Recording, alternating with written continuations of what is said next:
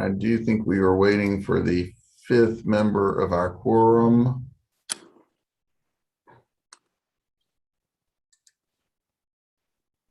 I'm counting 4 commissioners at present.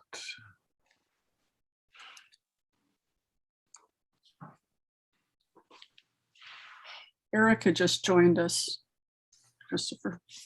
Okay, and I know she's recusing on a couple of items. So we're still waiting on Sunday, I think.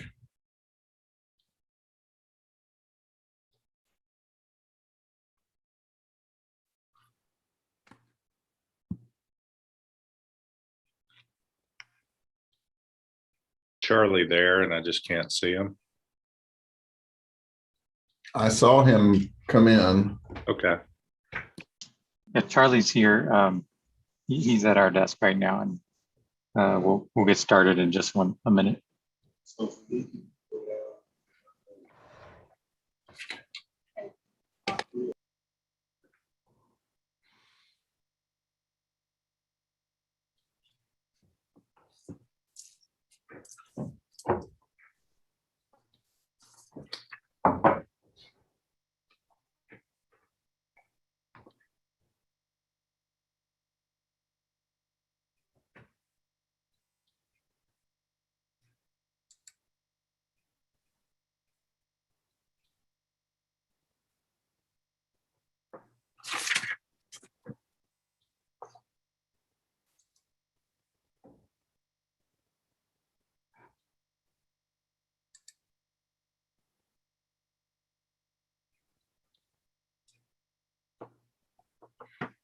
Has anyone heard from Sunday today? I just texted her, Christopher. Okay. I haven't heard. I just spoke with her. I just spoke with Sunday, and she is going to be logging on as soon as she can. And I told Charlie if we need to switch the order of the agenda items until she's able to join us, we won't have quorum for the first 2.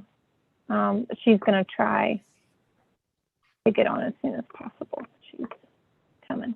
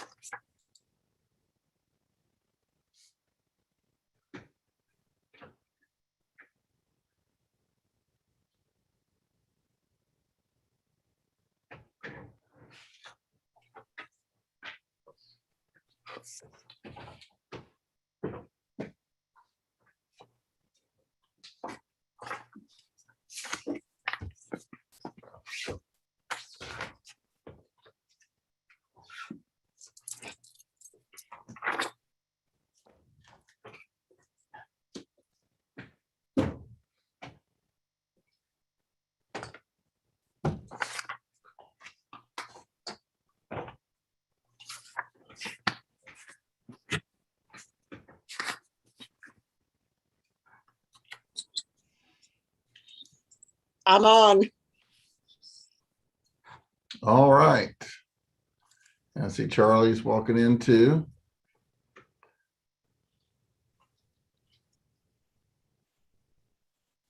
So everyone's except, so if I'm reading this correctly, I think Ms. Lempus is going to try to get with us, but I guess Mr. Bailey and Ms. Harrison, Ms. Jacobs, myself, and Mr. Lassane are here now. Yeah, we've got 6 on now, Mr. Chairman. Okay, great. Yes. So we'll go ahead and get started if it's good with you all. I'd like to welcome everyone to this October 20th meeting of the City of Charleston Planning Commission member. My name's Charlie Carish, and I'm the chairman. Joining me today on the commission are Howard Hussein, the Vice Chairman, Mr. Jimmy Bailey, Ms. Erica Harrison, Ms. Donna Jacobs, Mr. Howard Hussein, I think I mentioned that, and Ms. Sunday Lampasas. If Ms. Lampasas is sitting with us now, she'll be with us very shortly. So we now have a quorum. And I want to kind of explain, we are volunteers appointed by Charleston City Council, and I appreciate the work of the commission members, and I'm sure everyone does as well. I'll read an item into the agenda, and then staff will give us the review of the item and make a recommendation. At that time, we'll hear from the applicant. After that, we'll hear from anyone that's in favor of the application, if they've signed up to speak or have written comments. We'll hear from anyone opposed to the application. And that time, we'll give the applicant a right to reply to any concerns. I see Ms. Lampasas is with us, so thank you, Sunday, for being here as always. So with that being said, Mr. Morgan, any other changes to the agenda? Would you introduce any members of your staff that will be participating tonight? Absolutely, absolutely. And my name is Christopher Morgan. I'm planning manager here at the City of Charleston. Lee Batchelder, our zoning administrator, will be presenting some ordinance amendments tonight. Anna Harp, senior zoning planner, will also be presenting the subdivision before you tonight. And Philip Overcash and Chloe Stuber are here behind the scenes, keeping things running. And we have a new clerk who is here with us from the clerk's office, Philip Clapper, and he will be helping us put together the minutes for the meeting tonight. Thank you, Mr. Morgan, and Philip. Well, welcome, and thank you for your work. I know sometimes we all speak very quickly, but we appreciate you getting these minutes correct. And if you don't, I can promise you, Ms. Jacobs reads them very accurately, and she will let us know if they're not right. So we appreciate Donna. She, as far as I'm concerned, the poster child of a commission member. She does it all. So thank you, Ms. Jacobs, as well. So thank you, Mr. Morgan. So we'll go ahead and start off. First of all, I'm going to take the minutes at the end, if that's okay, unless any commission members have a concern, but we'll go ahead right into rezonings. Number one, which is 200 Spring Street. I think we can take number 1 and 2 together. Is that correct, Mr. Morgan, or no? Yes, sir. Yes, sir. So rezonings number 1 and 2 is number 1 is 200 Spring Street, West Side Peninsula, TMS number 46011011011, a portion, approximately 0.12 acres, request rezoning from 5-story city height district classification to 6-story old city height district classification.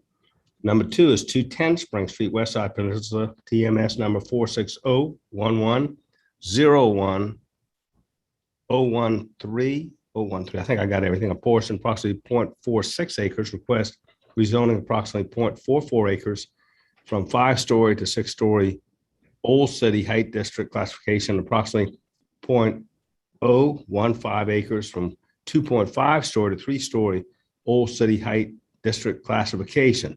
Mr. Morgan. Thank you, Mr. Chairman. And these properties are in a rapidly evolving area of the Crosstown or Septima Clark Parkway, also known as Spring Street in this area. They are marginally developed at this time and mostly used for parking, but there are big plans for them. And the development teams that are working on them are interested in going from the current 5-story district that is on both of them. And I'm going to go back to the previous one. It's a narrow area here, 35 feet wide on the 200 Spring parcel. And then on the 210 Spring parcel, it's about half acre. And the 210 Spring parcel also includes a portion to be rezoned from 2.5 to 3-story in the back corner here. These would facilitate new development in the MU2 workforce housing zoning that is on the property. And we're going to show some of the surrounding character and images and things that are going on in this area as well.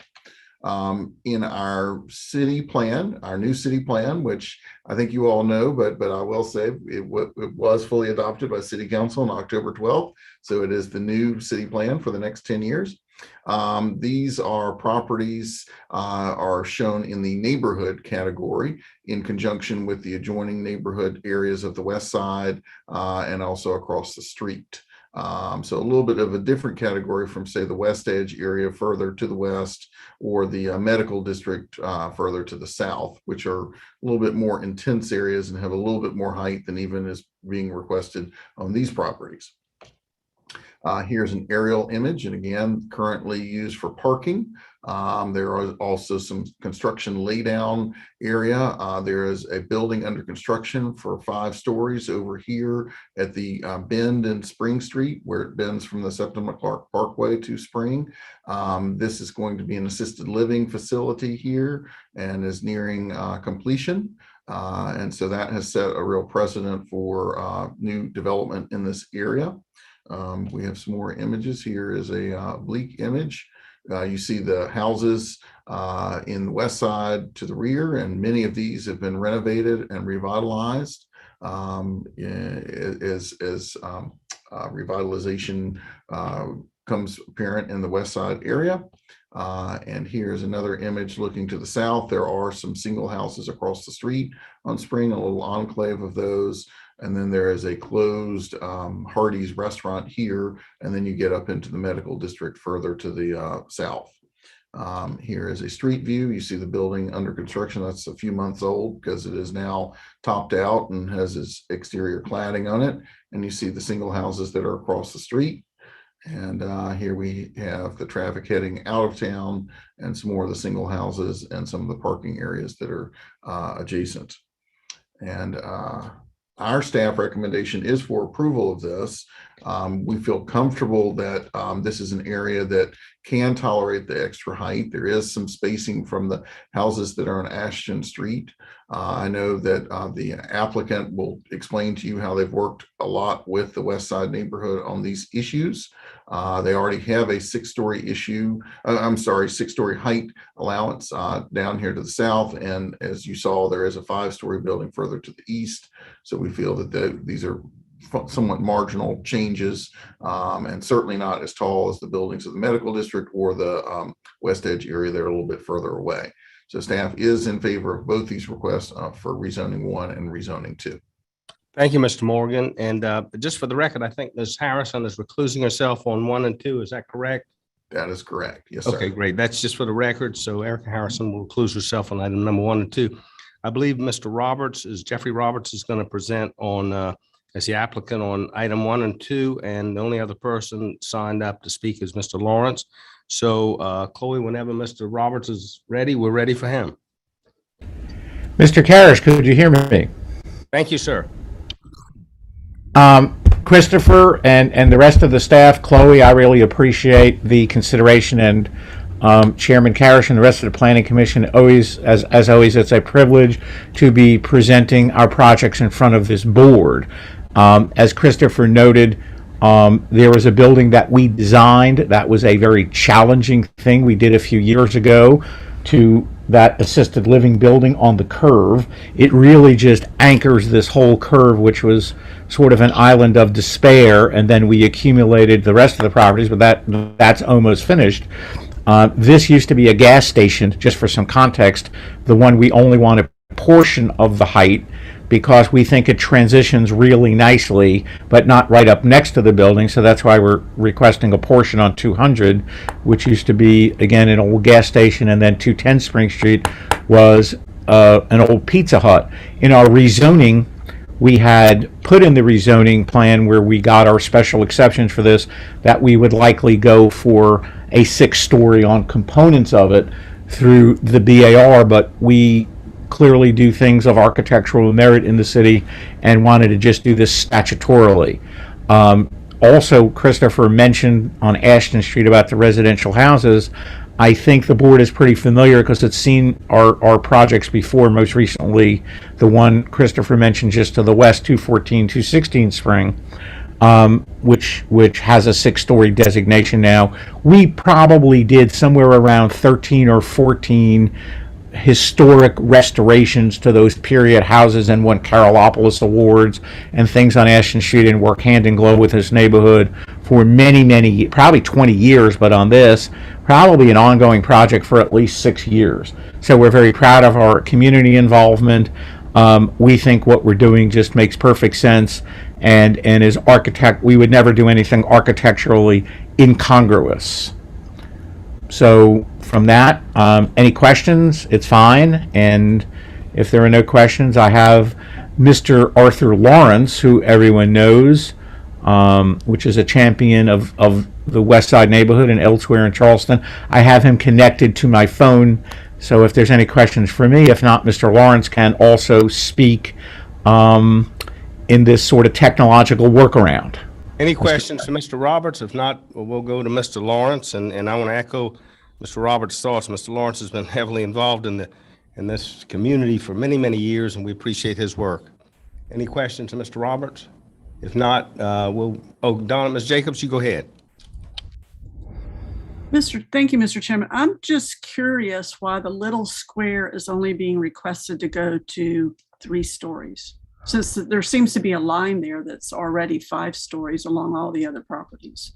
It's a great question, because when this was devised, we didn't want to encroach into the backyard, and I think our zoning designations of MU and this height district, we took a little piece of the backyards for parking because we had all the houses in the rear and restored them all. So a portion of that went into, and I think it's zoned DR2F.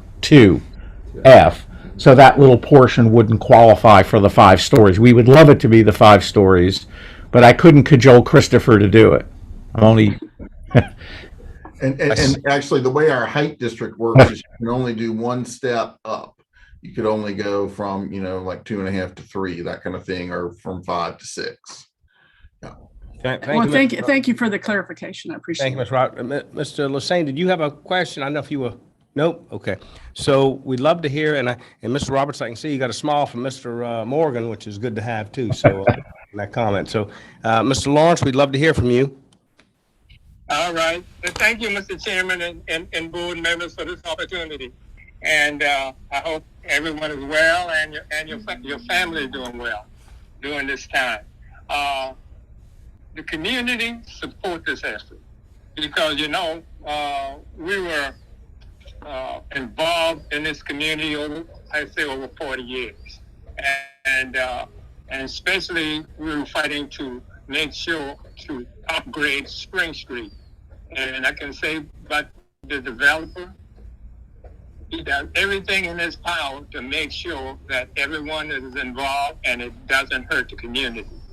And as you come around the 7 o'clock expressway onto Spring Street and the building on the corner, it's seems like it's a natural flow going out of Charleston, and the way how this building is designed and the future design of the other building, 210 and 200, it will fall right in line with it, and it also is a win-win situation for the neighbor and the community, and for the skyline. All the building is, when we don't want one flat area going out of Spring Street to the bridge. You have different variation of height, and I think this will be a great asset for this development. And I know that they put some hard work into it, but sometimes you can't please everyone. But I think Mr. Robert has tried to please everyone, and he's just about there, 99.5%. And thanks to the city staff and the preservation committee and to y'all doing a fantastic job to make sure that this neighborhood is maintained the value and the support of this neighborhood. So we appreciate you very much, and we hope that you approve it. Thank you. Thank you, Mr. Lawrence, and thank you, Mr. Roberts. Again, there's no one else signed up to speak, so that'll close up the public aspect of this. But I would like to say, I think Mr. Morgan or Mr. Roberts, I believe a lot of the houses that were mentioned back there, I think Mr. Roberts might have, and his development team might have done a lot of work back there and cleaning up, working on that neighborhood back there too, as I remember. Is that correct? Yes, we've done most of the projects there, and we've even restored After the historic houses, some of which were built in the 1840s and 18 up to 1860, we've even taken some non-historic additions that made them into multifamilies, removed them, and brought them back to single family with 100-point restorations. So we definitely have our hands in this in a good way, and have restored the historical character. And nothing is for rent. There's baby carriages on the street now, and we're very proud of it, as well as Mr. Lawrence and the rest of the neighborhood leadership. Thank you, Mr. Roberts. And that goes to the point of, you just didn't work on the big building project. You look for the whole area, and we appreciate you doing that. And thank you for that. Again, that'll close out the public aspect. Commission members, questions, comments, motions? Mr. Lassane or Ms. Jacobs, either one. I was going to move for approval for items number 1 and 2 for all the height designations that were listed in the agenda. And I would like to make an additional comment that I just drove down the crosstown the other day, and coming around that bend, the architecture is quite impressive, as how it just respects the street right there. It was a real pleasure to see, and I wanted to add that to my previous question. And also, it was good to hear from Mr. Lawrence. It's always good to hear how the neighborhood feels about things. So I will move for approval, Mr. Chairman. Thank you. So Ms. Jacobs moves for approval on items number 1 and 2 on rezonings. Questions, comments, or a second? I'll second it. Great. Ms. Lempus seconds it. If there's no other questions or comments. Mr. Chairman, I have a Go ahead. comment. I plan to support this, and I think the work that Mr. Roberts has done with the neighborhood, and we all know of the diligent support of the neighborhood that Mr. Arthur Lawrence has been there for decades. I guess this is as much a comment as a question, but we're seeing, we saw at the last meeting two applications for increases in height. And we had a great deal of discussion at our last meeting about both of those applications. And I think there was some concerns by a number of members of this commission about really, I guess I'll use the word diligent again, being diligent about, considering these height requests. I think I agree with the city staff recommendation that this is appropriate in this case.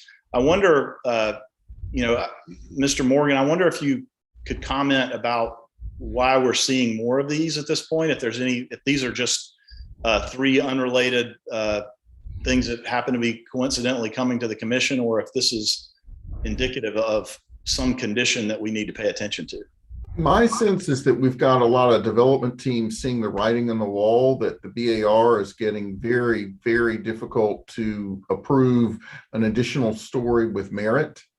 And there have been some, recent lawsuits and things like that about getting extra story with merit. And so I think they're seeing if they can just go ahead and get the height via the zoning ordinance, and then not have to, they still have to get the building designs approved through the BAR, but they don't have to work on that through the merit process, because the BAR is being very tough. And we're very fortunate, I think, to have an excellent height regulation, set of height regulations that, don't let you, jump from, say, 2.5 stories to 7 stories or something like that. You can only do it in the next step up increment. And so even with these changes, they are very modest changes, because it's just going from 5 to 6 stories. I think you all had some at your last meeting that were going from 5 to 6 stories too. And so I think that what we're seeing is that BAR is getting tougher about giving merit out. Okay, well, yeah, and I that was what I thought you would say. I think the things that have, the last 3 that have come here, I think were appropriate. I would just say more generally to the development community that, and to us as a commission, that we need to be really careful about about these. I think we are being careful. I'm not saying that we're not, but the idea that the planning commission becomes this, the easy way around the BAR. I would hate for us to become that. So I'll just state that. That's all. Ms. Jacobs, you go ahead. Mr. Chairman, I would like to also sort of echo what Commissioner Lassay mentioned, because I do have those same concerns. This one seemed appropriate, but maybe there is some consideration that if, you either come to us for your story or you go to the BAR for your story, but you can't do both. Wherever you get your story is the end of the discussion. Maybe that's something to consider, because I think the way the situation is currently is you could come to us and get a story, and then you can still apply for an additional story for architectural merit, even though it might be difficult. So maybe it's you get one and you're done. Maybe that's a conversation that also needs to be had, so that we don't do exactly what Mr. Lassane is suggesting, that we become, one step in a two-story leap. Thank you, Ms. Jacobs. Any other comments or questions?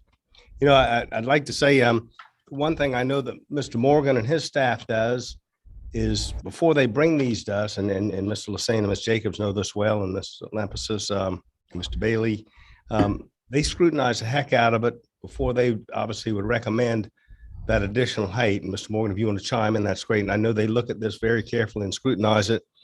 And obviously, even if we approve it, still goes to BAR, and they can scrutinize the heck out of that building as well, which is good. I see nothing but good there. But Mr. Morgan, you want to comment at all?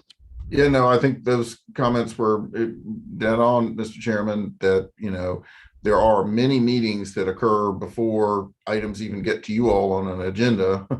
And, staff has typically reviewed them. I mean, a lot of people probably wonder why staff usually is recommending approval on most things on your agendas. And that's because the development community very much wants to have staff endorsing it and is very cognizant of the staff comments that are made on things. And I think understands the way our regulations are working and all that. So, I think it is done with a lot of care in these areas. And I think that, like I said, this is an area that can support some more height, that can still be a step down from the greater heights of the medical district or West Edge without, overwhelming the neighborhood here. Case in point, hearing from Mr. Lawrence, a longtime resident of the area, with his comfort with this type of request.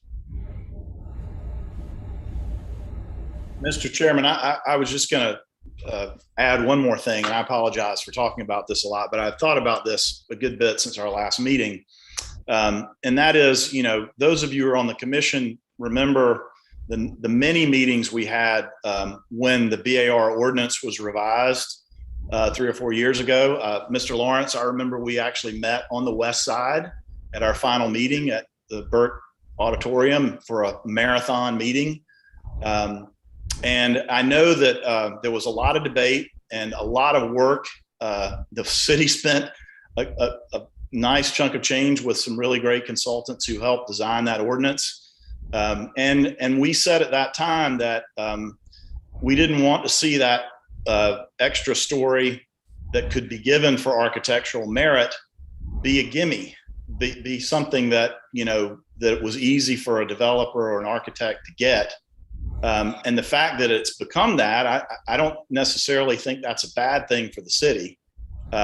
We want great design, and that was the purpose of that ordinance. So again, I'm just concerned about what I see is this tendency to look at the commission as a way to kind of make an end run around that ordinance that we so carefully considered and the public weighed in on extensively. So anyway, with that, I'll be quiet and support the particular motion. No, very good comments, Mr. Lassane, and I agree with you, and I agree with Jacobs. Anyone that's commented, I agree with all of that. And we need to keep our pencils sharpened, so we do the right thing on each and every case, and look at each and every case very, very strongly. So if there's no other comments or questions, there's a motion by Ms. Jacobs to approve, a second by Ms. Lampasas. I was going to do a roll call vote. Mr. Bailey? Aye, in favor. Thank you. Ms. Jacobs? I in favor. Thank you, ma'am. Ms. Lepsis? Ms. Lepsis? I know you're there. Great. Thank you, Sunday. Mr. Lassane? I in favor. Great, and I'm in favor as well. That's 5 in favor, none opposed, 1 reclused, which was Miss Harrison. So items number 1 and 2 pass, 5 in favor, none against.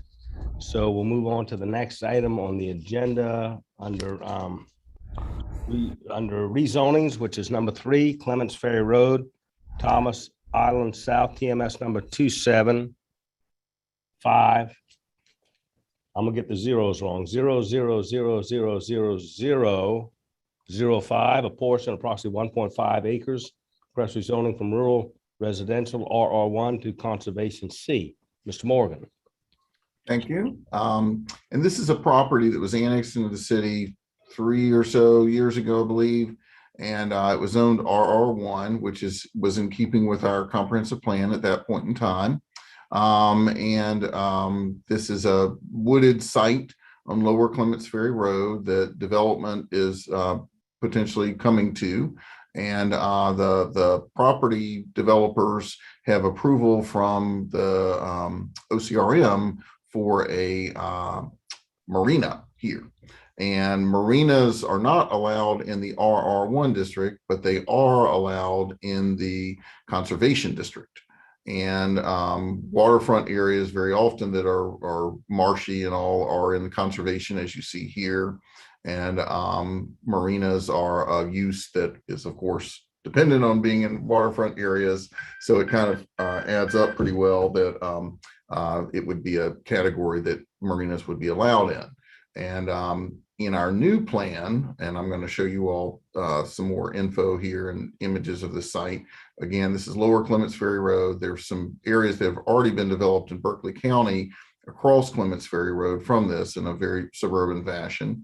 In our new plan, this is one of these areas that is low impact and conserved because of the threat of overall sea level rise and tidal inundation over the next few decades increasing.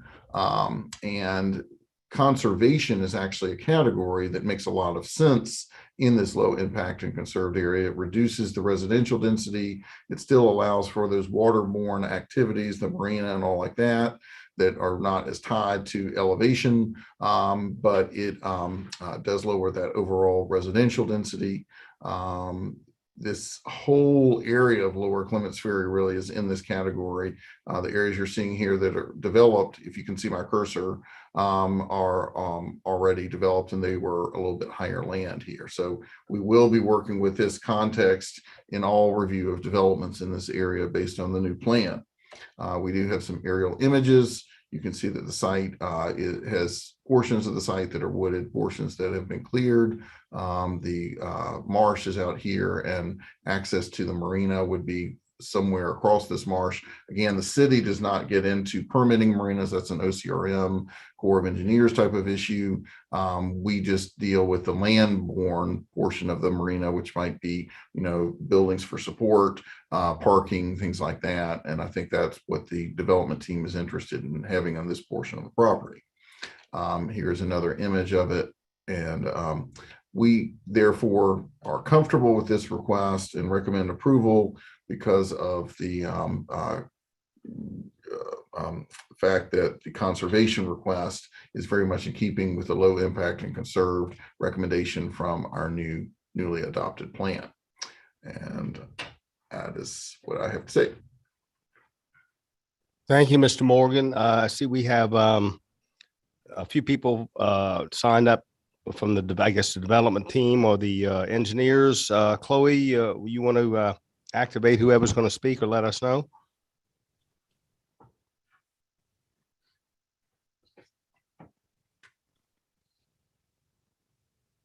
Yes, our applicants should have audio and video Okay, capabilities now. Great. Russ, if you could please share your video as well when you're ready to present. Thank you. Y'all go ahead whenever you're ready. Thank you. This is Russ Seaman. Can you hear me? Yes, sir. Thank you. Okay. We don't have any video to share. I think what the images that Mr. Morgan has shared are absolutely fine for what we've got to discuss. Thank you for the opportunity to speak. I just want to hit a couple of quick points and then I will be done. We've met with the neighbors. We met with Shellring, St. Thomas Preserve, and Beresford Point, and they were all very supportive of the marina. And they will be providing a letter of support to council as we hopefully move forward with this. As Christopher mentioned, the request is in line with both the old comp plan and the new city plan. It is a down zoning, and we feel it's very appropriate.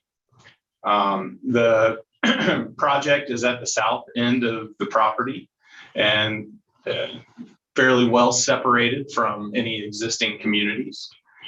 And we're super excited about this project and ask for your support and are available to answer any questions.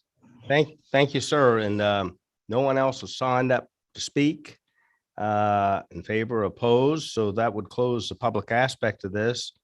I'd ask commission members if they have any questions, comments, or motions.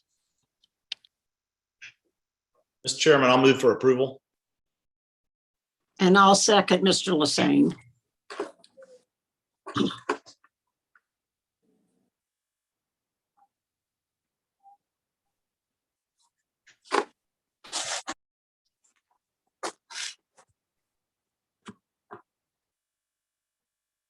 Charles. Sorry. Yeah, I know I was muted. Mr. Bailey, we'll do a roll call vote. Mr. Bailey? Aye in favor. Thank you. Ms. Harrison? I in favor. Thank you, ma'am. Ms. Jacobs? I in favor. Thank you. Ms. Lampasas? I in favor. Great. Mr. Lassane? Aye in favor. Great. I'm in favor as well. So that's 6 in favor and none opposed.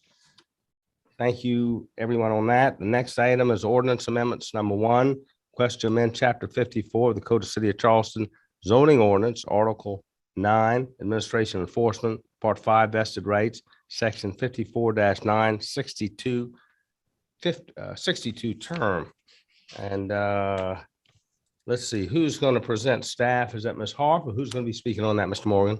Mr. Batchelder is going to present this one. Oh, great. Mr. Batchelder, always good to hear from you. Good evening, Planning Commission members. Got 2 ordinances on the agenda tonight. These are both what I would say ordinances to clarify the rules. Let me ask you, should we take these, I guess, Mr. Morgan or lead separately? Yes, I want to take them separately. Great. I was just kind of introducing the Yes, two sir. Thank you. together, but I'll speak to the first one now. So this one deals with vested rights. So vested rights are something that attach to a property when what we define as a site-specific development plan, which would be a plat or a concept plan or a development plan or building plans are approved by the zoning staff. There's a 2-year vested right that attaches to that approval. And at the end of that 2 years, people that with those vested rights have the opportunity to apply for 1-year extensions to those vested rights. You've seen some applications come through you in the past few years. But anyway, there's been some confusion over whether that right to apply for an extension can be made after the vested right has expired. We've taken the position you can't do that, but anyway, there was a case recently where there was a question about that. And to avoid that situation in the future, we are proposing this amendment to simply clarify the fact that you have to apply for the extension of a vested right prior to the expiration of that vested right. Our Deputy Corporation Counsel, Julia Copeland, who worked with the town of Mount Pleasant for many years, did this over in Mount Pleasant, and we're doing it here to just simply add some language that's specific to that point. So that's the purpose of this ordinance amendment, and we hope that you'll approve it. Thank you, Mr. Batchelder. And I know that the only other person signed up to speak is Ms. Drolet. Chloe, if Ms. Drolet is available, we'll hear from her now. Good evening. I'm here. Can you hear me? Yes, ma'am. Thank you. Thank you, Mr. Chairman and Commissioners. Cashin Drolet with Historic Charleston Foundation. The ordinance before you provides an extremely important clarification to the city's vested rights ordinance. And I want to commend city staff, Mr. Morgan and Mr. Batchelder, for proactively working to address this. Mr. Batchelder gave you a good overview of the city ordinance on vested rights. Charleston's ordinance, as he explained, has a gray area in defining exactly the time at which a renewal application must be made. And the need for this ordinance clarification regrettably arose last summer when a developer of properties asked for an extension of vested rights that had expired over 5 months before the application was made. The Board of Zoning Appeals denied that application with HCF support, yet ultimately that decision was overturned. The developer took legal action, and ultimately they were granted that extension due to vagaries in the city ordinance. So as Mr. Batchelder put it, in order to avoid this occurrence in the future, the ordinance needs clarification. We believe that the ordinance before you tonight precisely does that, and respectfully, I'd urge the commission to vote in favor of this ordinance this evening and advance it to City Council. Thank you. Thank you, Ms. Drolet. And I see no one else has signed up to speak. So that'll close the public aspect of this. And we'd ask commission members questions, comments, or a motion. Charlie, I have a question. Ms. Lepus, you go ahead. Please clarify, is this taking the 5-year automatic extensions that have been there in the past? Is this knocking those down to 2 years, which is the by right within the time frame for the extension? Is it going from 5 to 2 years? My first question. No, the vested right, once approved, automatically lasts for 2 years. And then applicants under the old rules and under these proposed changes would still be eligible for a 5 annual extensions, so potentially 7 years. And Lee, is this, if somebody applies for an extension so you have to apply for the extension within the ending time frame. So most of the developers and builders have been coming to us to get the extension, and those are the question marks for the public, because they think that we have the right to, to deny that. But if they ask for an extension within the 2 years with the automatic 5-year extensions still being applicable, is that something that we can deny if we don't like it, or if something has changed? No, I think the law is pretty clear. Unless there's an ordinance amendment that's done something that would prohibit whatever had been approved before, the extension is supposed to be granted. And okay. And we haven't had a situation, honestly, we've had many extensions come through. We haven't had a situation where we've denied an extension, I don't believe, because there was a change in the ordinance. And with hotels, which are, of course, an important issue here, that the update to the accommodations regulations a couple of years ago, those changes specifically stated that even though the city was changing the rules for accommodations, any current vested rights, any current vested projects would still be eligible for the extension. So that's the one exception to the rule. But generally speaking, no, it would not be possible to deny an extension. And this ordinance doesn't change that. This ordinance does not change that. Okay, thank you. Thank you, Ms. Lempis. Other questions, comments, or motions? Ms. Jacobs, you go ahead. I'm going to follow up on Ms. Limpus's question because the way I read this, and I'm specifically thinking about the stormwater manual, where somebody's had the 2-year vested rights and they're, third or fourth year in, and now we have this new stormwater manual that really makes things different and more complicated, that could stop their vested right because they can't meet stormwater. Is that falling under something else like a TRC approval? I don't believe that stops a vested right.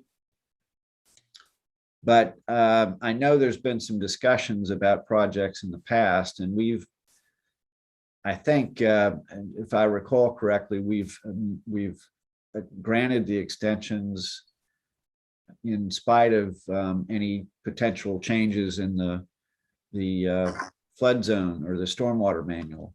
So building codes, of course, as those change, you have to meet the current building code that's in effect when you apply for the building permits. But, and it may be to some extent that you have to upgrade your plans to meet whatever the new stormwater regulations are, because those are separate from zoning regulations. But I haven't seen where that's happened, honestly. So just for my clarity and maybe for the public's clarity, they have the right to ask for extensions for their projects, but it doesn't guarantee that they were going to meet all the requirements in TRC at the end of their time either. Right. That's not a guarantee. So just because we're giving them the right to continue moving forward with the process is no guarantee that at the end of the road, they will meet all the rules and regulations that are in force to actually put a brick in the ground. And I think that's what you just said was right. Okay, I think the public needs to hear that sort of thing. Thank you, Ms. Thank you. I have one comment. Go Lee, ahead.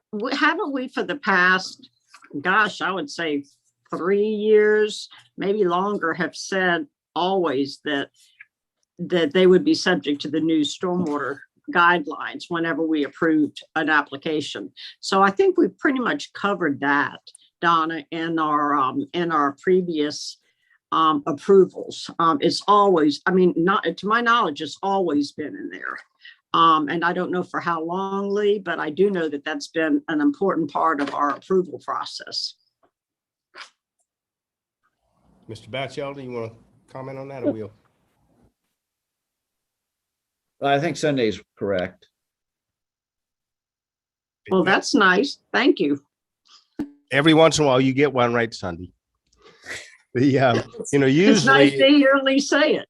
Usually, for the record, I'll say it, but usually, and every one of the commission member knows, when we talk about these vested rights, that's usually when the lawyers come out and say, you have to, they always come to us and say, you have to approve this, because they have this right. That's when we hear the lawyers come out, I think. But anyway, other questions, comments, or motions by commission members? Mr. Chairman, Ms. Harrison has her hand raised. Ms. Harrison, you go ahead. Yes, so I want to make sure I understand this, Lee. For paragraph 1, that deals with subsequent modifications or amendments to an approved site-specific development plan.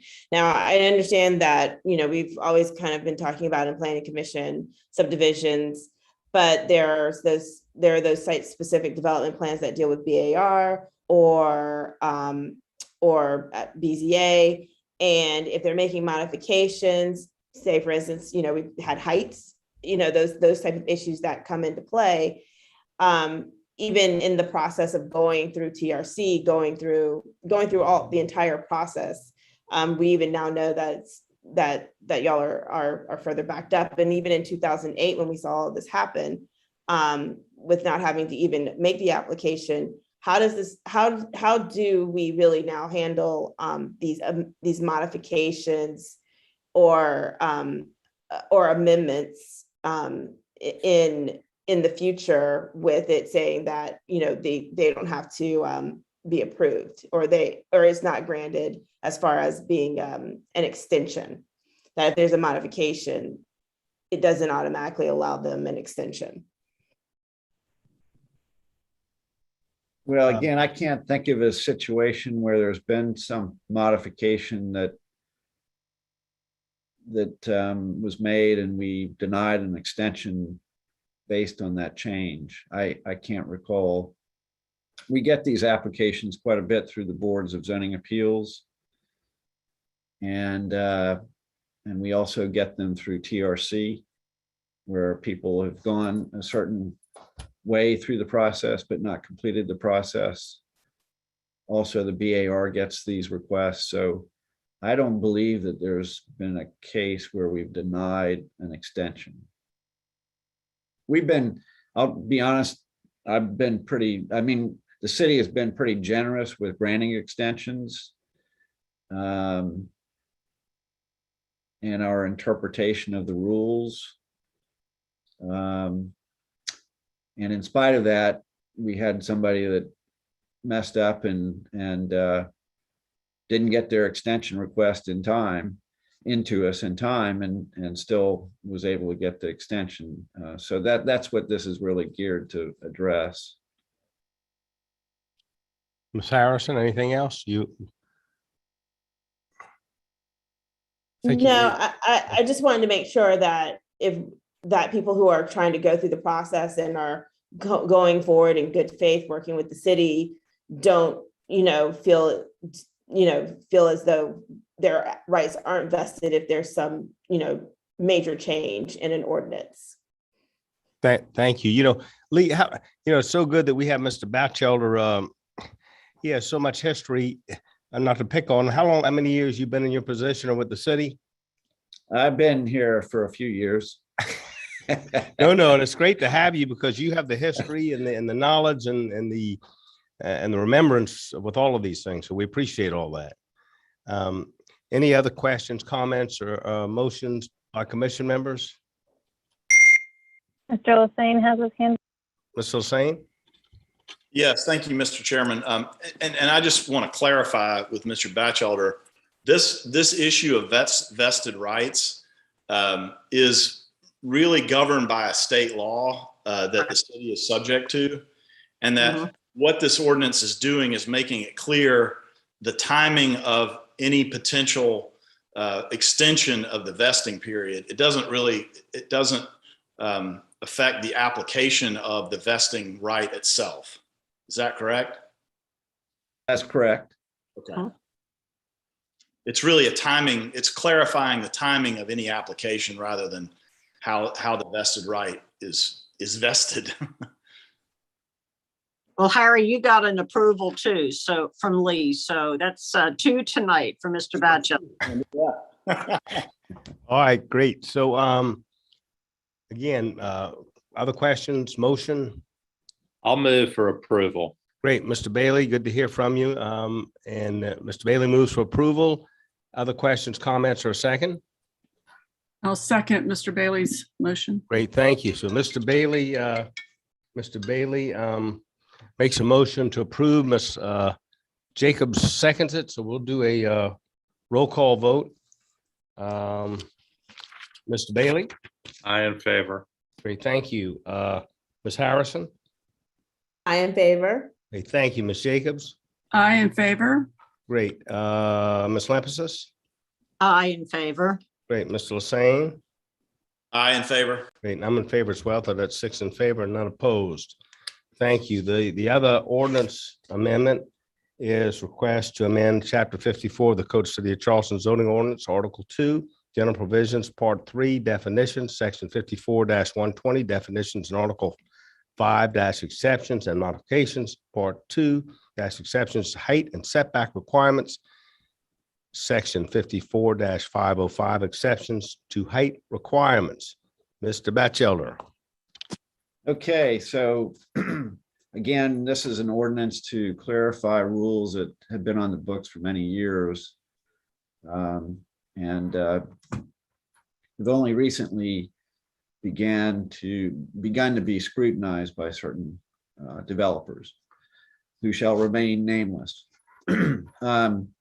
But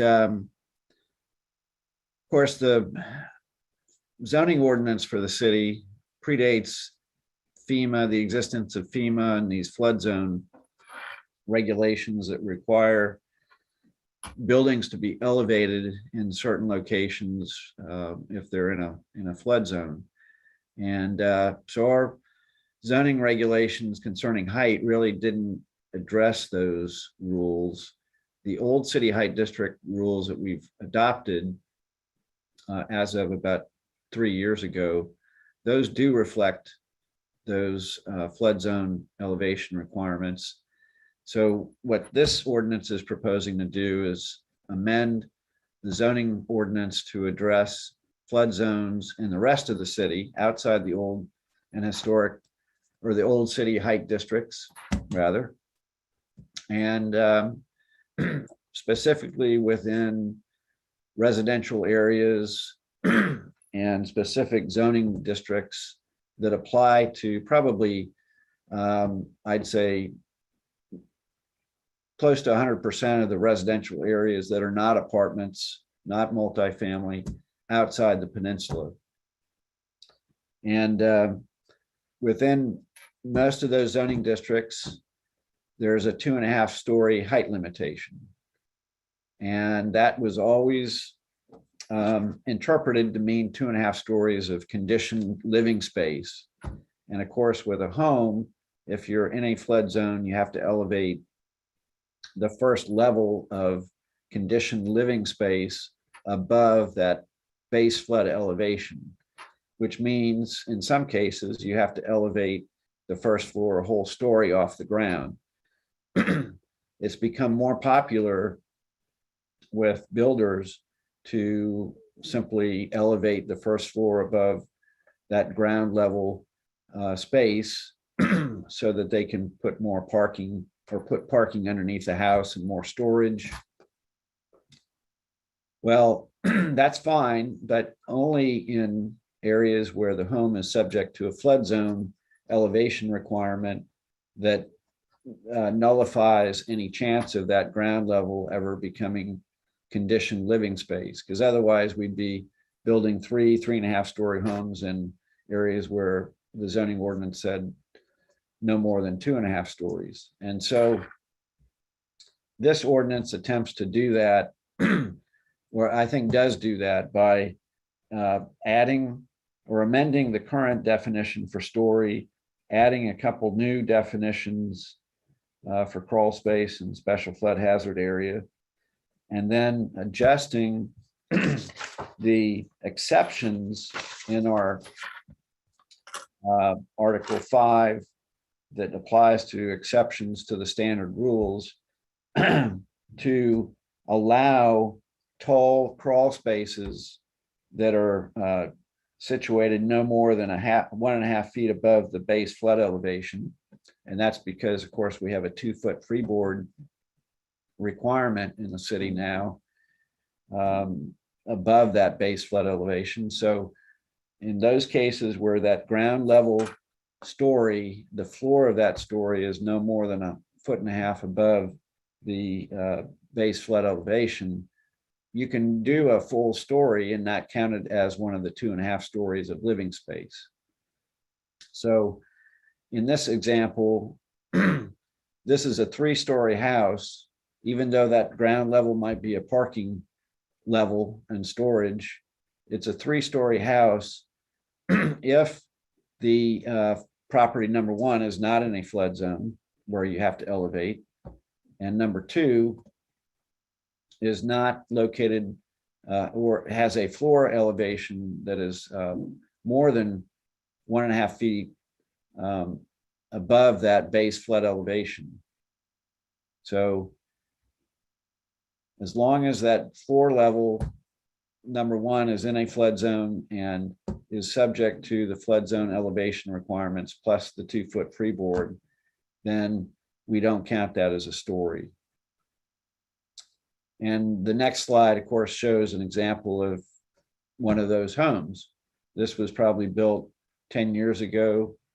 It's in a neighborhood in Berkeley County off Clements Ferry Road, city of Charleston. And It's in a flood zone where the ground level can't be used for anything but storage. And we don't count that, or we didn't count that as a story. And so it has 2 stories. Basically, we would look at this as a 2-story house. And that's what this ordinance attempts to clarify, is the rule that we've applied for all of my time here, which does go back a few years. I'll give you a hint. It started at 116 Meeting Street, where the Fire station. planning department and the planning commission used to meet. And that was a long time ago. So for all these years, we've applied that rule and never had any issue. But recently there was a question that was raised. And so rather than debate this over and over again, I just want to amend our zoning ordinance just to clarify our interpretation. Thank you, Mr. Batchel. We hope you're here for many, many more years as well, too. So there's no one signed up to speak. I think it was only staff, Mr. Batchelder. I don't think anyone else was signed up to speak. So in that regard, I would close the public aspect of this and ask commission members for questions, comments, or motions. Mr. Bailey has his hand raised. Ms. Bailey, you go ahead. Christopher, whoever's controlling the slides, can you go back to the picture of that house in Berkeley County? Lee, I think, and that was a lot of great explanation. I think all you're saying is you want to clarify that there can't be another story where that roof pitch is. Is that correct? Well, I want to clarify that this house as designed would not be able to be built outside of a flood zone, or where the flood zone elevation requirements didn't restrict that ground level to non-conditioned, non-living space. Okay. Does that make All right. sense? Yes. Yeah. I'm with you. That's Good. it. Thank you, Mr. Bailey. Other questions, comments, or motions by commission members? Ms. Jacobs, I'm always gonna pick on you because I always think you're ready to speak. So you go ahead. If you have anything, you go ahead. If not, that's okay too. I only have one question. Are we still calling it the Commercial Corridor Design Review Board? That's just a minor detail. No, that word commercial should be. I thought should we have had been removed. I thought we were just calling it Design Review Board in current time. And I thought since you're We editing, are. I thought since you're editing, maybe you could just edit that out because it's confusing to some people, especially off. Where do you see that? It is on page 2 of your ordinance. You're not gonna get anything by Ms. Jacobs, I can tell you yeah, right now. Okay, I know. 54505G. It's now become Yeah. G. You call it the Commercial Corridor Design Review Board. I know that changed a few years ago. Right. I see it. So I will do that. I I'll appreciate put that. in. Thank you. I pick on Ms. Jacobs all the time because she's a friend, but I respect her so greatly. You know, I ride by most of these on every week. I ride by usually on Sunday before our meetings and try to go by every application and take a look. Obviously not ordinance amendments, but and try to do my due diligence. But I think Ms. Jacobs actually goes by and she might even measure some of these things to make sure the calculations are correct. So, but anyway, she does a great job and I appreciate her. I always tease her, but she knows what's going on. So we appreciate you. Any other questions, comments, commission members, motion? Mr. Chairman, I'll move for approval. Thanks, Mr. Lassane. I'll second. Great. Ms. Harrison seconds. So Mr. Lassane makes a motion and Ms. Harrison seconds. If there's no other questions or comments, we'll do a roll call vote. And Mr. Bailey? I in favor. Thank you. Ms. Harrison? I in favor. Thank you, Ms. Jacobs. I in favor. Great. Ms. Lampasas? Ms. Lampasas? She had to step out. She'll be back. Okay, well, we still have a quorum. Mr. Lassane? Aye, in favor. Great, and I'm in favor. So that's 5 in favor and none opposed. So that is the ordinance amendments, subdivisions, number 1, 1555 Juniper Street, Ardmore, Sherwood, West Ashley, TMS number 3500300185 and 186, approximately 0.60 acres, request subdivision concept plan approval for 11 lots and 10 family attached units. It's zone diverse residential DR1. Mr. Morgan, who's going to handle this? That's me. This is that- Harp. Oh, Ms. Harp, you go ahead. Thank you. I know I was looking for you earlier, so thank you. One day you'll remember. It's okay. I know I remembered. I just called on you earlier when it was Mr. Batchelder, so you go ahead. Okay, this is a subdivision concept plan for 1555 Juniper Street. As you mentioned, Ardmore, Sherwood, and West Ashley. It is about 0.6 acres, and this is a workforce housing project facilitated by the city of Charleston. And this is subdividing into 11 lots. 10 of those will be one family attached units, and one will be for parking and access. There are some restrictions that you can see in there, and the property is zoned DR1. There's an aerial that shows the two parcels that are going to be part of this project. This has gone through TRC 2 or 3 times, and it was approved by everyone. These are the 10 units. As you see, there's 2 pairs of attached units on the front 4, and then 2 on the rear, and you see the parking provided for all the units in there. If you go one more thing, is there anything else? I'm trying to remember, because there are trees on the property, but the trees will not be everything. They're working around the trees. This will have to go, as you know, we'll have to return to TRC for preliminary plat. And in this case, there are no roads to be constructed, so it will come back as a site plan to approve for approval of the parking lot. After review, the staff recommends approval with the condition from stormwater that the site plan and the preliminary plat will meet the minimum requirements of the 2020 stormwater design standards meeting. Thank you, Ms. Harp. And I think we have Mr. Linton or Ms. Johnson going to speak, Chloe?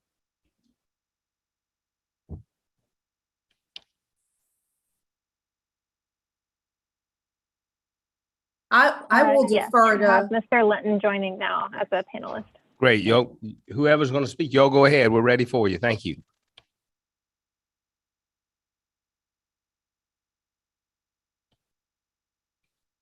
Ms. Johnson, go ahead, Mr. Linton, you go ahead. We hear you.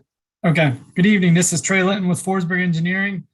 We're the civil engineer representing the city of Charleston on this affordable housing project. City staff did a great job of summarizing. I'm just here to answer any questions that you all may have. Thank you, Mr. Linton. Let me ask you, how's Mr. Forsberg doing, by the way? He's doing great. Just had knee surgery, but he's doing good. Oh, okay. Tell him. Yeah, I asked about him, but Ms. Johnson, are you going to speak on this?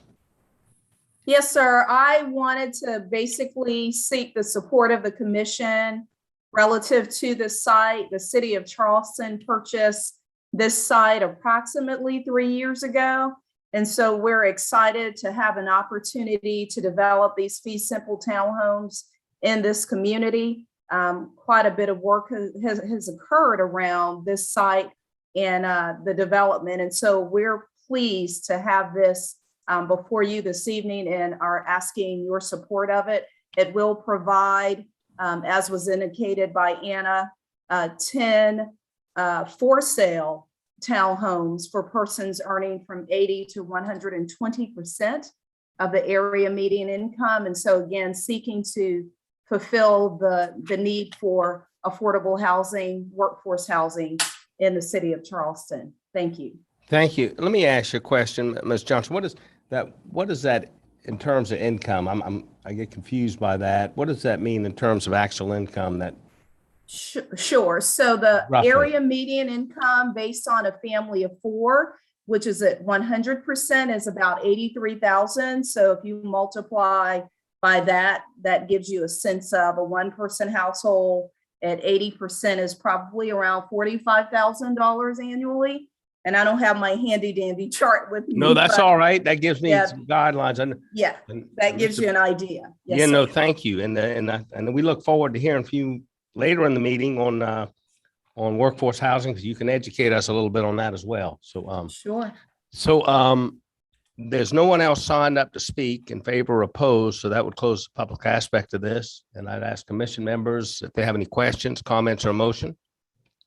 Ms. Jacobs, you go ahead. Thank you, Mr. Chairman. I'm going to move for approval. I'm excited that this is coming to fruition. I have a memory that we've dealt with some other similar things in this neighborhood. But as a sidebar, I'd just like to tell the commission that the Laurel Island Development Group that paid the $100,000 to improve the bikeway are already working out there via Clemson on that duck pond. They last semester, Clemson built a community pier on one of the ponds out there to make the connection. So these neighborhoods are starting to be reconnected back to the bikeway. And they're working on a pavilion on the other side now to provide space for these neighborhoods. So it's exciting that there'll be not only new housing in their workforce housing, but also amenities and improvements to that bikeway, which is such a great asset to the area. So thank you for the moment to say that. Thank you, Ms. Jacobs, and thank you for your comments. Questions, comments, or a second to Ms. Jacobs' motion? I'll I'll second her motion. Thank you, Mr. Bailey. I thank you, Mr. Bailey, seconded the motion. So Ms. Jacobs moves for approval. Mr. Bailey on the subdivision request. Mr. Bailey seconds. Other questions or comments? If not, we'll do a roll call vote. Mr. Bailey? I in favor. Great, thank you. Ms. Harrison? I in favor. Thank you. Ms. Jacobs? I in favor. Thank you, ma'am. Ms. Lampasas, you back with us? Nope. That's all right. Mr. Lassane? Aye, in favor. Okay, I'm in favor as well, so that's 5 in favor and none opposed, so that passes 5-0. We have now come to zonings, and there's one item, number 1, 1819 Bent Grass Court, Grimble Shores, James Island, TMS number 33403000022, approximately 0.50 acres. Request rezoning of rural residential R1 that was zoned special management. Special management 3 district S3 in Charleston County. I've never heard special management district. Anyway, Mr. Morgan, you go ahead. Sure. Thank you, Chairman. So yeah, this is kind of an infill annexation. Everything else around it has been annexed into the city, and it's already a subdivided lot. It's about a ½ acre. So we bring it in to match the surrounding lots here at RR1. The county's S3, I think, generally means 3 units an acre. So this is roughly in line with it. RR1 is 3.5 units an acre. We don't really have one that's quite at 3. But given the surrounding zoning, it seemed to make sense in the fact that it is already subdivided as part of a larger developed area. Just a couple of pictures here. It is in our low impact and conserved area. However, the lot is already a ½ acre in size. So we couldn't require it to be conservation because that would require 1.5 acres and it would be immediately a non-conforming lot. So that's why we're recommending for the RR1 on it instead. Here's an image of it. It is an undeveloped lot, and we are recommending approval for the RR1. Thank you, Mr. Morgan. And again, no one signed up to speak in favor or opposed to that, which is unusual for a zoning request. So I'd ask commission members questions, comments, or motion.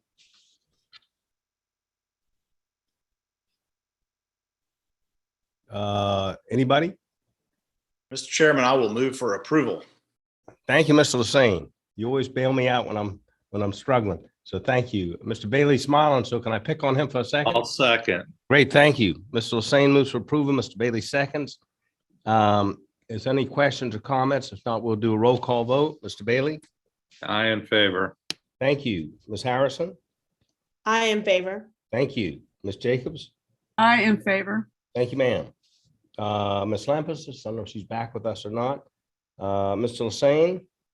Aye, in favor. Great, and I'm in favor. That's 5 in favor and none opposed.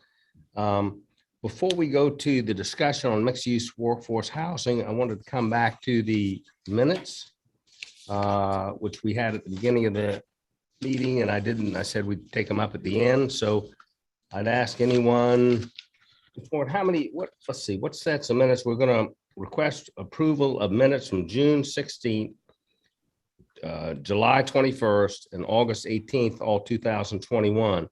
I know Ms. Jacobs had a couple of corrections. I might have thrown some stuff in too.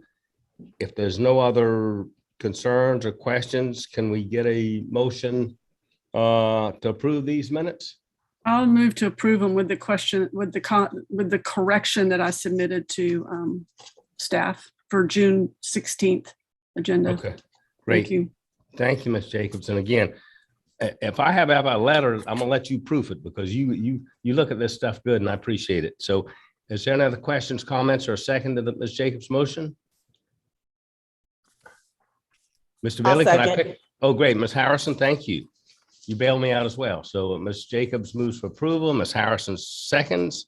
I'll do a roll call vote on the minutes. We'll go to Mr. Bailey. I in favor. Thank you. Ms. Harrison, I in favor. Ms. Jacobs. I in favor. Great. I don't know if Ms. Lampesis, I'll call her name and see if she's back, but she may not be. Mr. Lassane. Mr. Lassane. Great. You okay? Thank you. And I'm in favor. So that's 5 in favor of approving the minutes and none opposed. And I believe the last item on the agenda is, and we've talked about this for some time, and I've asked staff, and we've all asked staff, so we have a better understanding of the concerns we have with the workforce housing and the fee in lieu. And we've had great discussion over that over the last couple of meetings about, and we've talked about before we brought it up to city council, Mr. Morgan smartly said we ought to understand it better. So that's where we're going to have a presentation, I believe, by Ms. Johnson to discuss that. And so, Christopher, who's going to lead on this? You, Ms. Johnson? Well, I'll start off and apologize. We did not end up putting it on the agenda, but we do have the data from Ms. Johnson that she's given to us. And I think that was sent to you all in an email in advance of the meeting later this afternoon. If you all have questions on that data, this obviously isn't a agenda item for action, but this is just info for you based on your follow-up question. We can certainly schedule a more complete discussion if you all wanted to take some sort of action in reference to it or recommendations at a future meeting or your November meeting. But we did want to get you the data tonight. And I see this as an educational opportunity for us to, I think me and you discussed, Mr. Morgan, is that there's been many concerns about this fee in lieu workforce housing that we have concerns. And so I think you said you'd like to educate us a little more. So that's great. And so, so these slides are based on the data that came from that email you all got with the info on it. And Gianna, if you want to chime in on this, I'm going to go to the text in here. Sure. I would just add, basically what we did for you in this very short synopsis is provide you an update based over the last several months. We provided a more exhaustive report at the beginning of the year. And then subsequent to that, we also provided information relative to the fee. We didn't go much into the fee discussion in this because I didn't really know clearly where your concerns were in light of the fact that we just had a discussion not long ago. But based on Christopher's comments, if we need to come back with additional information that would help bring clarity or, provide some additional information for your discussions or concerns, we're certainly able to do that. Basically, this report talks about the fact that we've received 2 additional investments or payments from developers opting out. These were not new developments that would come under the new structure.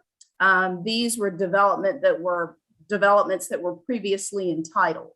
And so there have not been any new developments under the new fee structure since it was approved. But so having said that, again, if we wanted to get into a more in-depth discussion relative to the fee, we could probably do that at your next meeting, because as I indicated, we did not even put really fee information as far as the breakdown and how that's apply currently to development. So if Thank that's you, Ms. your- Johnson. You know, one of the things, and other commission members chime in, I think concerns we've discussed is we see so many developments that come forward that, and we're hopeful to, we're not on city council, we're commission members, but Mr. Lassane and I had this conversation. We'd love to see solve this problem of housing, which we, as you said, is your challenge. We appreciate your great work and city council's work, but we see so many people, it sounds like the statistics talk about people paying the fee in lieu rather than doing affordable housing. And I think that concerns me personally, but concerns commission members. People have that right, but it gives us, I think, a little bit of heartburn. We'd like to solve the housing problem to help you when we see people just paying the fee in lieu. So can you talk about that? Sure. The new fee structure attempted to make it a bit more punitive, so that they wouldn't be so apt to pay the fee, that they would go for the construction of the units on site. And if you recall, when we initially changed that fee structure, we got amazing pushback from the development community on increasing that fee. 2018, we made the changes. We still saw, as we anticipated, because even then we thought that fee was too low, that we needed to increase. So with this last amendment to the MUW2, the goal was to increase it such that it would give a pause to developers opting out and would actually desire to build those units on site. Thank you, Ms. Johnson. And I think, again, we're not on city council, so we don't make the policy. We just, I hate to say we're like potted plants sometimes, where people have the ability to pay a fee in lieu and they can.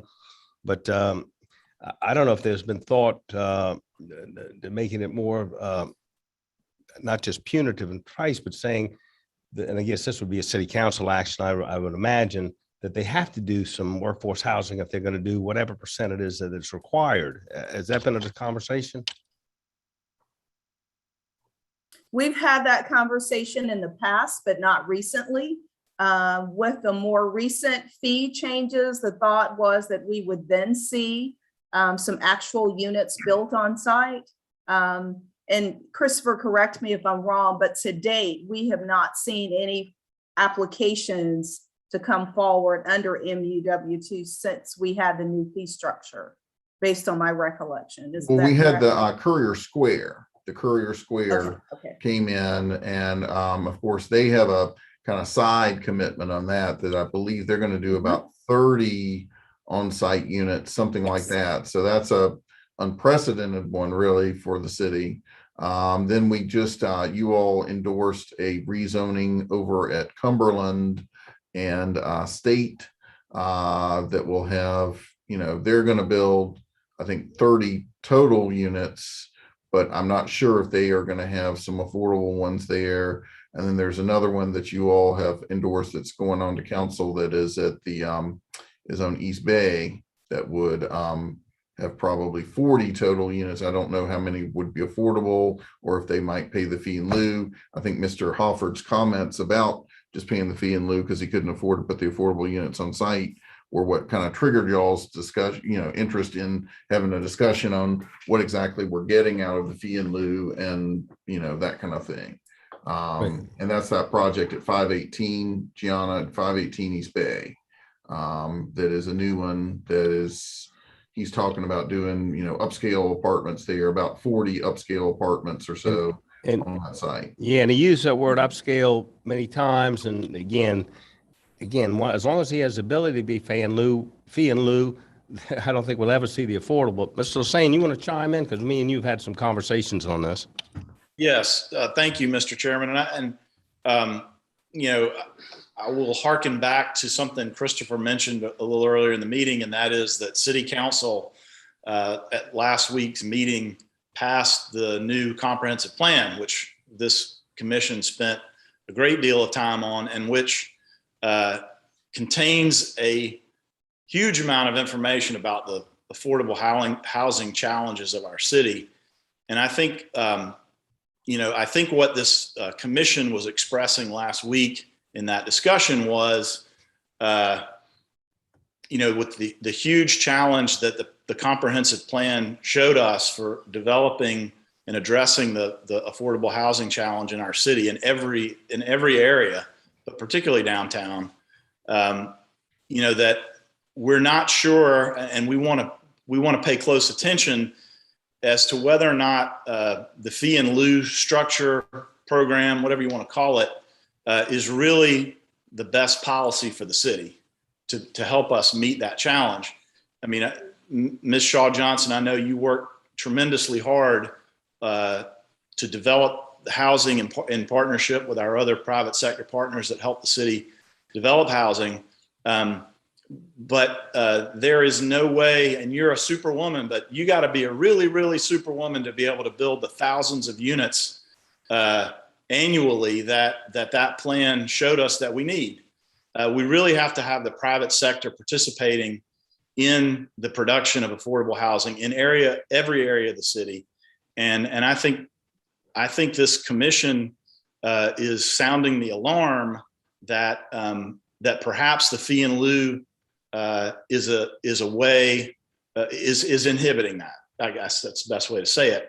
And we want to watch it closely. And we would ask our staff, both the planning staff and your staff, Ms. Shaw Johnson, if we want y'all to monitor this and to let us know if you feel like it's not working. We set some really high goals for our city, and we want to make sure that city policy is the best it can possibly be in order to meet those targets. Everybody on this commission is very concerned about it. Yeah. Very good. Thank you for that. Thank you. And we talked about, and that's why I mentioned, again, this is an our decision to make it city councils, whether they have a requirement of workforce housing versus fee in lieu. So I know you've mentioned that earlier, and that's something that's not under our purview, but I guess it just frustrates us. And me and Ms. Lassane and Ms. Jacobs have had conversations where, we'd like to see us solve the problem, and we just don't see it. If people can buy out of it, they're going to buy out of it. And people who, policemen, firemen, school teachers, they're not going to be able to afford to live around here. So,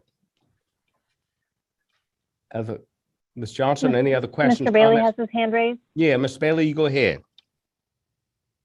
I mainly just wanted to second what Harry said. I mean, when we approved that subdivision a few minutes ago, I felt like, it was sort of a mixed feelings. It's like, great, there's 10 more, but then you think about how many we need. And it's a drop in the bucket. So I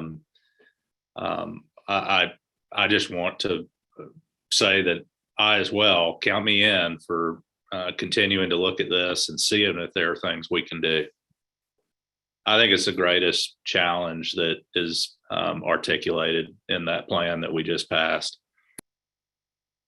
And I agree, Chair Karish, we are looking at all opportunities relative to how we enhance the availability of affordable housing. So I will certainly take back to the mayor and the committee, CD Community Development Committee of City Council Planning Commission's concerns.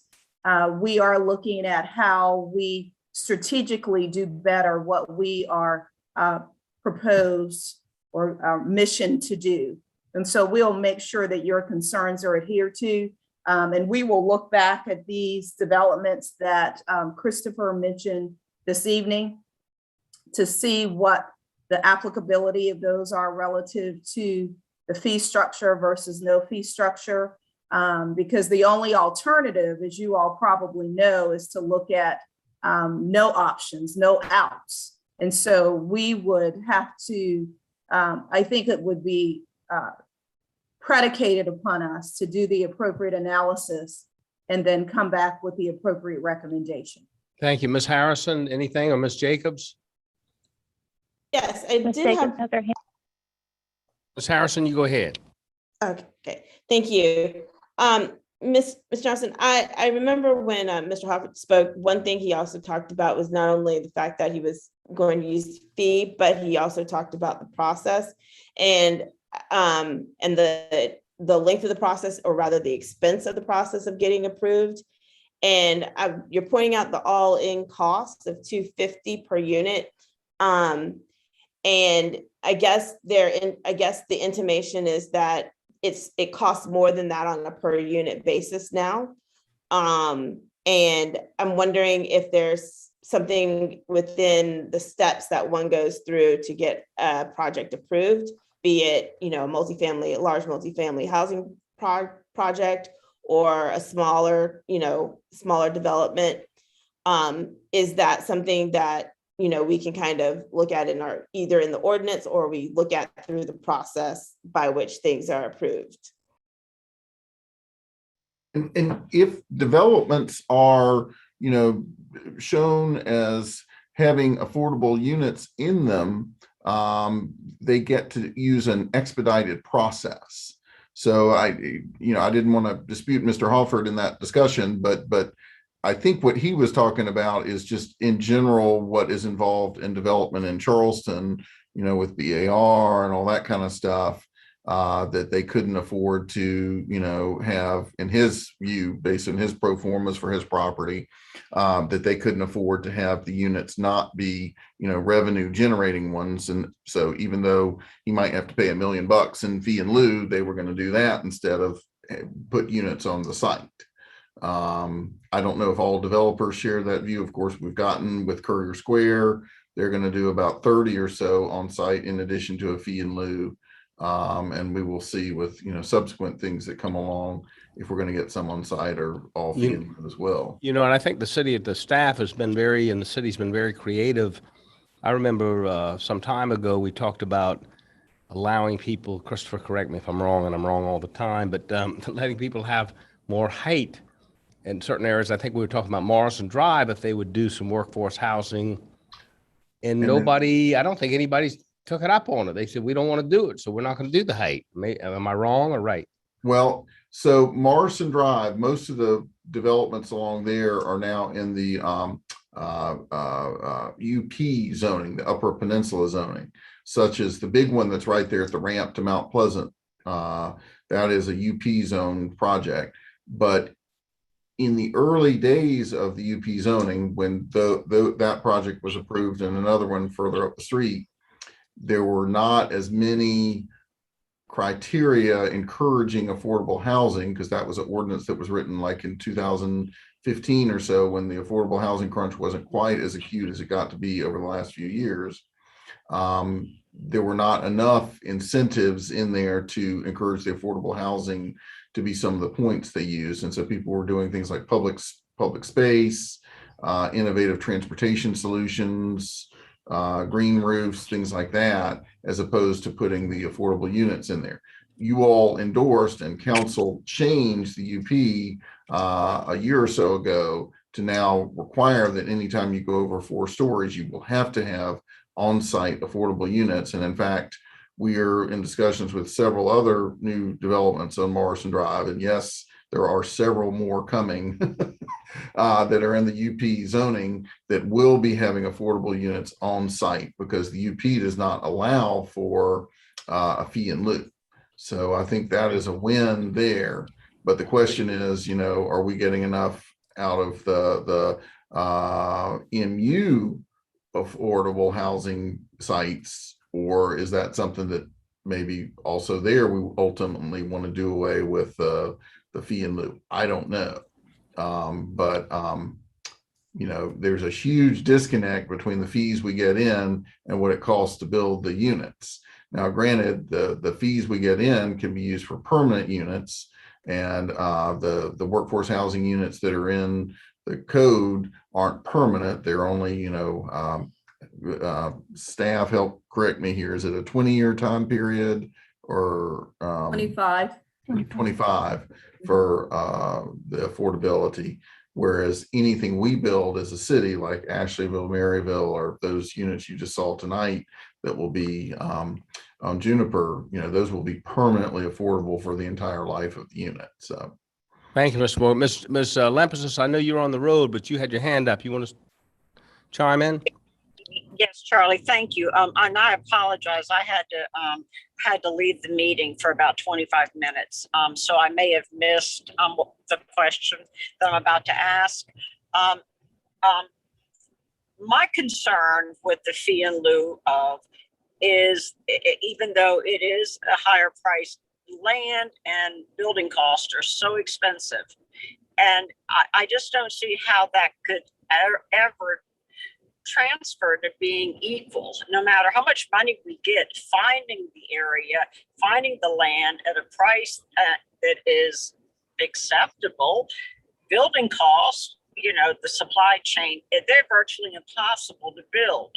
So with somebody building a new apartment building, not having to do or opting for the fee in lieu of instead of giving us the units makes it very difficult. And I just wanted to state that I have a real concern with everybody paying the money and opting out, and that still leaves us with no affordable housing. So if y'all have already discussed that, then I apologize. No, we've kind of discussed it, but Ms. Lempesis, I think what you're saying is we're just getting further behind. We're just getting further behind. Well, I mean, we can't. No amount of money. I mean, it becomes ridiculous to try to build an affordable project. I mean, we almost have to buy a building and do a multifamily one. It pretty much rules out single family and or even 6 acres. I mean, the cost of building and the cost of buying land and developing it is just outrageous. And so I think we need to, at least for a period of time, it may not even have to be for a long period of time, but I think that maybe we need to consider not a fee in lieu of, and maybe we just have to, insist that, for the next year or 2 years until the market settles down a little bit, maybe, we have to go to that extreme. Well, Ms. Johnson will take that, the mayor and his task force. Ms. Jacobs, you go ahead. Thank you, Mr. Chairman. I know I'm going to echo a lot of what's said, but we did put a lot of effort into the city plan, and it brought up the issue with affordable housing that we, are encumbered to address. And it is Planning Commission's duty and responsibility to observe these things and bring this attention to council and to staff. So I think we're doing exactly what we need to do to have this conversation. It is not in our purview to make the regulations, but it is in our purview to recommend. We see a problem, we see it immediately, we need to get busy addressing it. And I'm very glad for this conversation, very appreciative of all the comments that are made. And I think it's absolutely critical, based on everything that's just happening, that we dig into this. And we may have to dig in it every year, because things are flexible, but I think it's not a one and done here. I think we have to stay on top of this situation. My big concern is by just continuing to take in the monies, exactly what Ms. Limpis has said.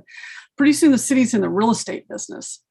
And I worked for the government, and you have rules about how you make purchases and stuff that private people don't have. And so it's going to even be more expensive for us to be in the real estate business than a real estate person. So I think we need to be very careful about just constantly gathering money, because we can't be efficient as a bureaucracy, where a private person can be much more efficient and cost saving and find the ways to do it. So I think we have to be very careful with just continuing to take in money. I'm sort of maybe suggesting there's some kind of hybrid, like we did with Upper Peninsula. Like if you get any incentive-based zoning, that there's a minimum that you're required to do, and then you talk about a fee and lieu structure after that. But that way we're always getting something to our need for affordable housing. I really appreciate this conversation. I think it's very important that we maybe at our next meeting, or we have a workshop to get some recommendations to council for a review of these zonings. Thank you. Thank you, Ms. Jacobs. And I'm with you. And when I talk to Mr. Lassane and we have these conversations, I tell him I get frustrated because people always tell me, you're on the Planning Commission, what are y'all doing about the housing problem? And I say, well, our hands are tied, and it's very frustrating. Again, this is the role we have. We don't have a higher role, but yeah, Ms. Johnson, you hear us. And Mr. Lassane, did you have anything else? Yes, Mr. Chairman, actually I do. And I'm really restating a lot of what my fellow commissioners have already said. I want to, Ms. Harrison mentioned, I believe it was, that Mr. Hofford's comment at the last meeting was how expensive it is to develop property in Charleston. And I want to remind everybody that when we take in this fee in lieu money and then the city takes it, it's just as expensive for the city to develop property as it is for the private sector. In fact, as Ms. Jacobs mentioned, it's even more expensive. So I'm going to again build upon what Ms. Jacobs said, and I think perhaps we ought to look at the MU2 work and maybe MU1 workforce housing ordinance, because as it's written with the fee in lieu possibility, that's a misnomer. There is no workforce housing. It's just some money they pay. So I might suggest that we look at making, as Ms. Jacobs mentioned, making that a requirement to build the workforce housing rather than giving that option. So I'm thinking about that as we sit here, and I'd like for the staff to give us some feedback about what an ordinance like that would look like and what the implications would be. And maybe there are things that I'm not thinking about, but anyway, I want us, it's incumbent on us as a commission, as Ms. Jacobs said, to make recommendations to the city council. And we just passed a city plan that set a very high bar for us. We got to start now. This is the next meeting after that plan was passed. So now is the time for us to start really digging into it. And I think we all agree that this is the one thing that this commission can have an impact on by the recommendations that we can make. So I think we need to be aggressive about pursuing this. Thank you, Mr. Lassane, and thank you all commission members. And Ms. Harrison, did you have something else? I did have one other, we can talk about this, I think for a very long time, but one of the issues for me about the workforce housing piece is that it is inclusionary zoning, plus there are other incentives that are inside of that zoning. And so if they're paying the fee, they're also still receiving the benefits of all the incentives. So I don't know if we start to reduce some of the other additional incentives that you receive if you pay the fee. And maybe staff can kind of address what those other incentives are. Because the primary incentive that most people are seeking is the density, but also there are the parking reductions, and also the ability, sites, setbacks. Those are all incentives that are inside this ordinance. And so maybe we need to look at how that is all structured. Thank you, Ms. Harrison. And Ms. Johnson, you hear, and Mr. Morgan hears the frustration in this group. And I guess, and obviously there's no action we're going to take tonight. This is all information that we talked about. That is for information only, but maybe at some future meeting, we make some motion that we say we recommend to city council that bam, bam, bam, and they do what they want with it, but at least we've made a formal recommendation to them on the record. What I would suggest is, let us agenda this for your next meeting, and hopefully November won't be a huge agenda. We don't yet know the agenda, but let us try to put this on your agenda for the next meeting. And maybe if it is a big agenda, maybe we'd start at 4:30 and do this first or something like that, like we've done before. And have Ms. Johnson come back, hopefully, and maybe somebody from our legal staff that can talk about, how far we can go from the state prohibits inclusionary zoning. We've tried to change that at the state level and we can't because of the legislature, but maybe our attorneys can talk a little bit about any limitations we've got, and we can talk about some proposals to suggest to council, and then there could be motions that come out of that discussion that you all can send on to city council. If that sounds good to you, we'll make sure we get that set up. I'm seeing thumbs up from Mr. Zane. Ms. Jacobs has her hand up though. Ms. Jacobs, you go ahead. I hear you, Mr. Morgan. That sounds good to me. Ms. Jacobs, you go ahead. If we're going to do that, I would kindly ask Ms. Shaw Johnson to, she's this great information where like so many units were just opted out and paid for, sort of equate that into what the city could build. Like, in other words, if you opted out of what would have gotten us 390, the city could only build 200 of those. I think that would be helpful information, that kind of translation. for us to make decisions. Sure, and I think, Ms. Jacobs, we had that in the full annual report, and we'll update that accordingly. Thank you. And thank you all. I think this has been a great conversation. Ms. Johnson, please understand, we appreciate the work you do. We know you fight every day to get more units out there and have more people living in the city of Charleston that are policemen, firemen, that are working people. And so we appreciate your work. If there's nothing else. Thank you. Yeah, we'll close this discussion out. And if there's nothing else, is there a motion that we adjourn? Move to adjourn. Thank you, Ms. Jacobs. Thank you all. And thank you all for being here tonight. And thank you for your time.